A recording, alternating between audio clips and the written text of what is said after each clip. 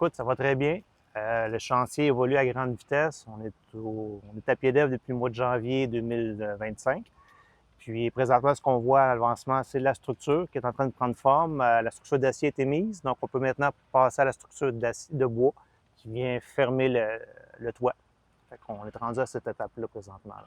Donc l'objectif, c'est de fermer l'enveloppe le plus vite possible pour se protéger contre les intempéries cet hiver, puis enfin de travailler à l'intérieur du bâtiment. C'est un gros chantier, fait qu'il y a des étapes plus vite que d'autres, mais le tempo est soutenu. C'est ça qui est le fun avec l'entrepreneur, il est vraiment à son affaire. On a eu des petites surprises quand on a fait notre entrée électrique pour Hydro-Québec. Il y avait des surprises dans le terrain, mais à part de ça, le reste, on est dans les temps. Pour l'instant, l'échéancier respecte ce qui avait été demandé en appel d'offres pour l'entrepreneur. Effectivement, notre sol n'est pas très bon. On a deux problèmes, la capacité portante et la nappe phréatique. Si on se souvient, l'été passé, il y a eu de la machinerie qui est venue frapper le sol. On a fait de la compaction dynamique. Fait que ça a permis de mettre en place le terrain pour que l'entrepreneur, quand il arrivait en janvier, soit prêt à travailler. Puis la nappe phréatique, la solution qu'on a trouvée pour résoudre le problème, c'est de faire un bâtiment qui va être plus haut. Donc, il ne faut pas que les gens se surprennent. Quand on va rentrer dans le bâtiment, il va falloir qu'on monte pour arriver au niveau de la plage plutôt que d'arriver au niveau du plancher ou du terrain fini. La piscine, maintenant, en partant, date des années 60. Fait que là, on fait un gros saut de 65 ans en 2025.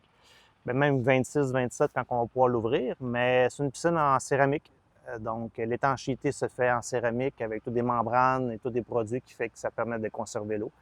Le Réménard, c'est une piscine qui est en béton, peinturée en béton, tandis que là, c'est en céramique, autant la piscine que la plage, que tout ce qui est au pourtour.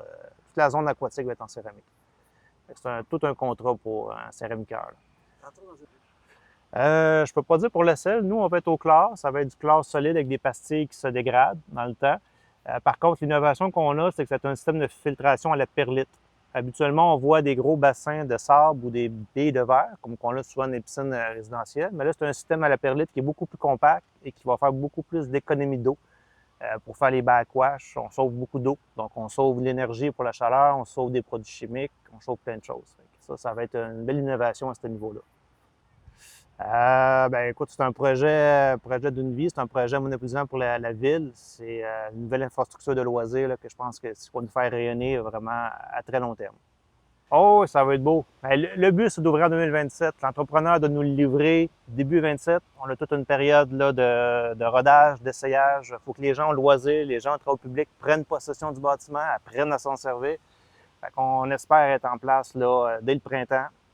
Puis ça va être grandiose. Et assurément pour les Jeux du Québec en 2029, on va être là. C'est sûr.